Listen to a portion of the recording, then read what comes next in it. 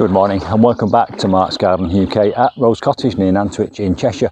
Pondkeeper.co.uk, who supplied the pond liner for my wildlife pond, gave me excellent service. I was very pleased, and they also did me a very good deal. So I decided to ask them for a plant list for wildlife plants for my wildlife pond, and they duly obliged, and they've sent me a very comprehensive list of plants which are appropriate for a wildlife pond. And I'll put that list in the description box below this video, along with a link to pondkeeper.co.uk. And if you can support them, please do, because they supported me greatly when I was creating this pond.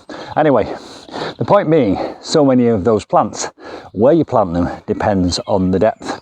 And I can't remember the depth, and it's gone a bit murky. And so there's only one way to find out, and that's to go in. So I'm going wading today. I've got an old pair of jeans on that are ready to go in the wash, and some very soft trainers to protect the pond liner.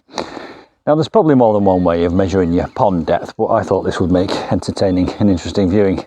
So here we go. I've got a yardstick. I've measured 10cm gaps on this yardstick, so I'll be able to measure the depth. I don't need to write it down because I'm recording it on this video. And so by the end of this video, I'll have a good measure of how deep my pond is at various different locations. And of course that matters, because it informs what kind of plants will do best in those depths. We'll come back to that in another video, because I'm going to do a video on choosing your pond plants, because I've got some great ideas, and you'll be able to see that very soon. But for now, it's time to get my feet wet. I've already got my feet wet. To get my legs wet and measure out the depths in this, my wildlife pond. Here we go. Now I know there's a shallow ledge going down here, and it's times like this when I'm hoping that I've definitely pressed the record button. So here we go, down into the deep bit of the pond, which is around about here. Yes, it doesn't get any deeper than this. And I shall offer up my yardstick, and I can see that that is 80cm deep. Let's just go a little bit further over here. Yes, we've got 85. So we've got 85cm of depth in the deepest bit.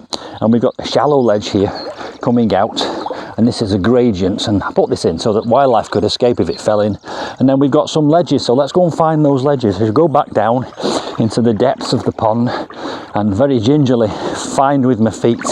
And here is a ledge over here. So we've got a ledge here that is 50cm. And from memory, I think that ledge goes all the way around here. 40cm, it gets shallower.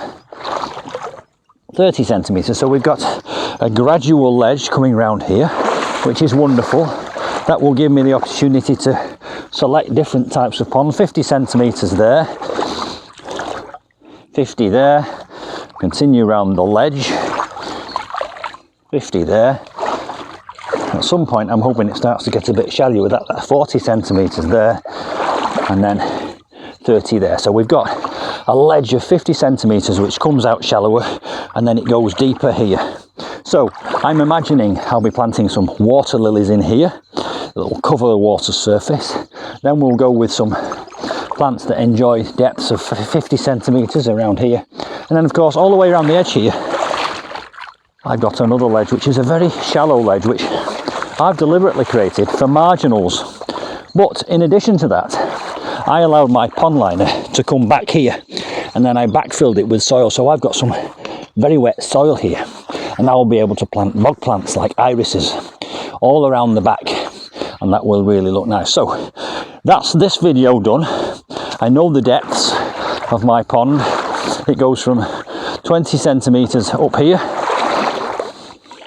to 80cm down here, and I've got various different depths all the way through. Come back soon, because I'll be explaining my rationale for choosing my pond plants in my very next video. I'll see you soon. Bye for now.